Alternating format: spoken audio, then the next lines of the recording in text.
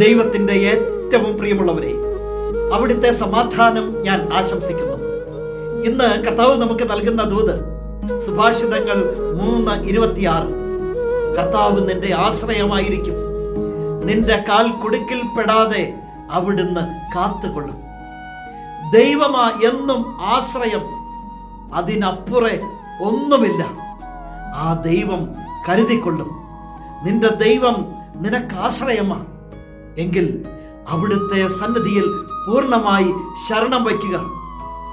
വരാനിരിക്കുന്നതും ഒളിഞ്ഞിരിക്കുന്നതുമൊക്കെ അവിടുന്ന് അറിയുന്നുണ്ട്. നിന്റെ കാൽ കുടുക്കിൽ പെടാതെ അവിടുന്ന് നിന്നെ കാത്തുകൊള്ളും. അതിന് മാലാഖമാരോട് അവിടുന്ന് കൽപ്പിച്ചിട്ടുണ്ട്. നിന്റെ പാദം കല്ലിൽ തട്ടാതിരിക്കാൻ അവർ നിന്നെ കരങ്ങളിൽ വഹിച്ചുകൊള്ളും.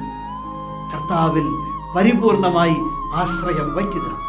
അവിടുന്ന് കരുതും, മറ്റാരും കരുതുന്നതിനേക്കാൾ ഉപരിയായി. കരുണാമയനായ ദൈവം നമ്മെ എല്ലാവരെയും സമൃദ്ധിയായി അനുഗ്രഹിക്കട്ടെ.